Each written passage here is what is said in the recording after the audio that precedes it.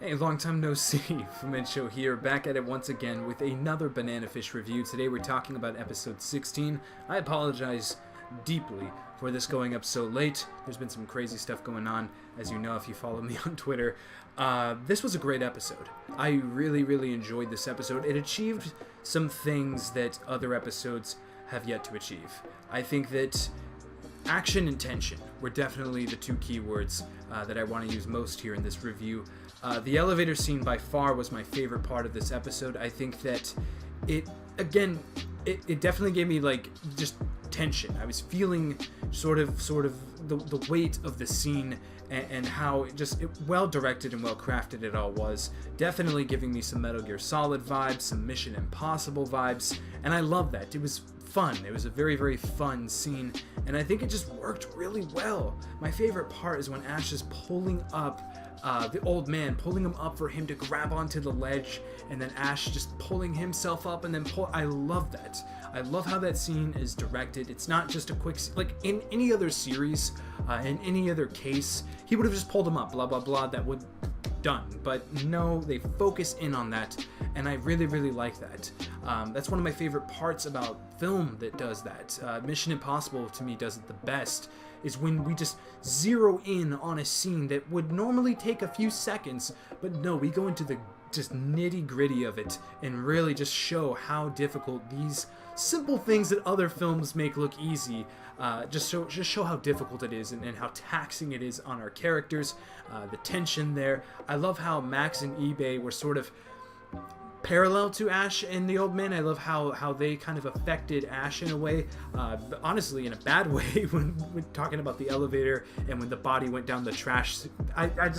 I love that. I really do. I think they did a really good job of sort of connecting these two together.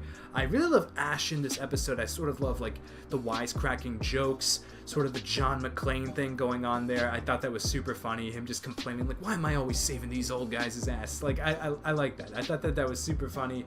I think that the VA was coming through here, and I really just, I don't know, this episode to me I think that this episode had a very strong identity.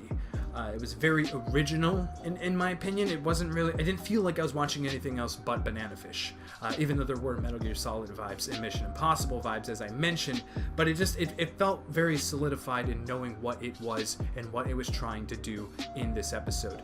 I love Dino in this episode as well, especially at the very end, him killing that guy. I wanted him dead. I really did, and I'm glad that Dino pulled the trigger.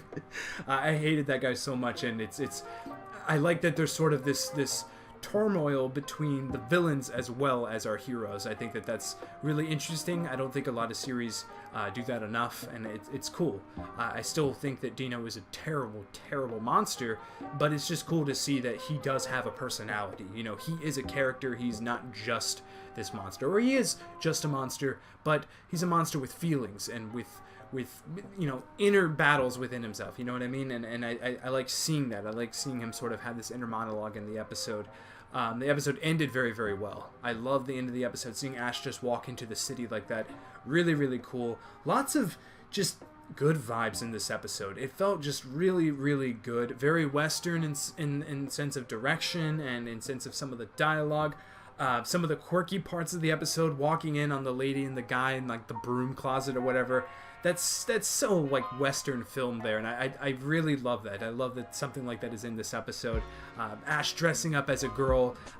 We all knew it was coming eventually, and I thought that they handled that really well. They kind of stuck on that a little bit in the elevator and everything like that. Lasted a little long. I was just waiting for Ash to like punch him. I think that they kind of like they were trying a little hard with these jokes in some parts, and it was like a little okay, but for the most part it worked. And I think that when the show finds time to add that levity and to add sort of humor, it does an okay job, you know, and it's actually very much needed in this series, because this is a very violent and dark and kind of grim series, and it's nice to see that the author could still find room to sort of Yoshida finds a way of kind of just still putting a little spin of levity on it, a little spin of humor on sort of the dread of it all. I don't really know where we're going next from here. I feel like this was kind of like a reset episode, an episode that kind of ends a story arc that was ongoing for a couple of episodes now, so I don't really know where we're going now. I'm assuming that Ash is going to find Eiji. I don't know if Eiji, he's on his own. I'm not sure if Sing went with them, or if Sing has anything to do with that. Yut Loon, we still don't really know what's going on between Yut Loon, Sing, and Eiji. So that's going to be really interesting to keep our eyes on next week's episode, or if it even is in next week's episode. And also, I have to mention this because a bunch of people were talking about it in the comments of my last review. The weird dude with the ponytail, the Kimberly looking character. I think I don't know where he comes in. My theory is that he's a bounty hunter. My theory is that he is a bounty hunter that Dino hires, and he's like really, really good at his job. And he's like an old guy. He's like seasoned bounty hunter, and he's like the one that's supposed to bring him to Dino. That's my theory. I have not been spoiled. This is just a wild guess. That's what I'm assuming, but he could very well be that, or he could be something completely different. We shall see. So yeah, it should be fun the next coming episodes for sure. Again, I apologize for this review going up late. Again, things are weird right now, but things are going to get better. I'm going to start uploading a lot more videos soon, so look forward to that as well. Make sure to comment down below. Give me your thoughts on this week's episode of Banana Fish.